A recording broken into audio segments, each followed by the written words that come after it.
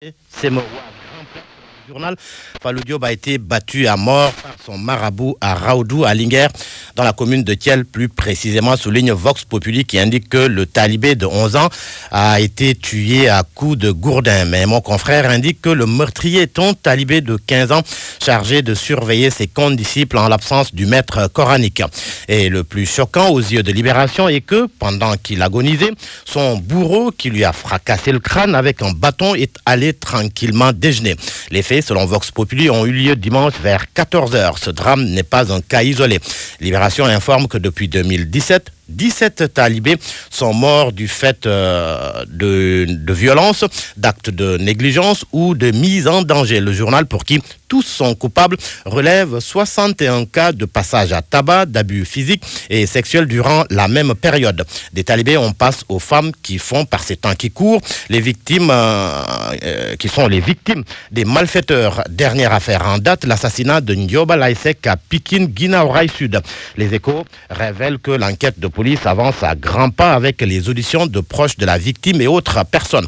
Mais aux dernières nouvelles, souligne le journal, l'ex-petite amie de la défunte, considérée comme le suspect numéro 1, est activement recherché. Il a disparu depuis lors et est injoignable sur ses deux numéros. Selon les Échos, il a été signalé dans une localité de Rufisque et la police tente de le tracer. La police et la douane qui ont encore mis la main sur de la drogue au port de Dakar. Selon l'Observateur, une équipe de l'unité mixte de contrôle des conteneurs et des navires, secondés par des éléments de la police scientifique et de l'OCRTIS, ont saisi 120 kg de cocaïne dans des compartiments du navire Grande Nigeria.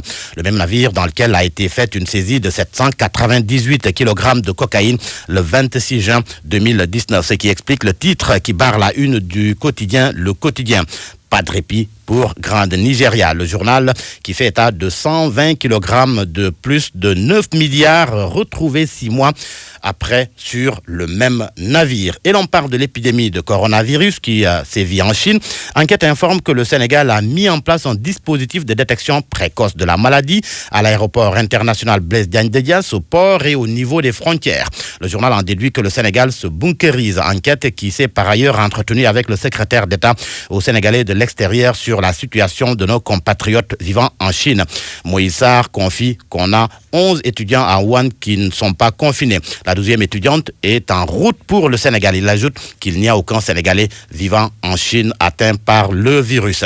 La visite de Erdogan à Dakar hier, le sujet fait la une du quotidien national Le Soleil qui s'intéresse à la coopération Sénégal-Turquie. Le journal souligne que 7 nouveaux accords ont été signés, ce que confirme le journal Sud Quotidien qui titre l'axe Dakar-Ankara en fast track.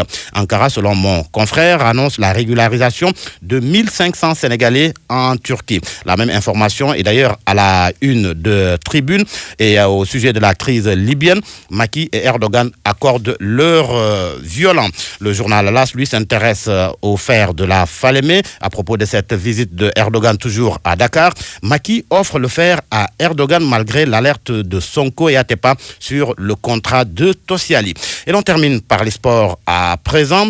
Des Lions du football qui sont à la une du quotidien Stade, Sadio Mané, Diallo, Niang, Baldé. Le journal les appelle les Lions les plus décisifs d'Europe. Sadio de loin devant. Habib Diallo arrive en deuxième position. Niang dépasse Baldé avec son doublé hier. Pendant ce temps, le journal Record s'entretient avec le Lion de Guédiawaye. Il s'agit bien sûr de Balla Gaye. Balla Gaye qui déclare qu'il lui reste un défi. Je n'irai pas au bout des 45 ans, confie-t-il au journal Record. Il ajoute que chaque lutteur a une valeur marchande.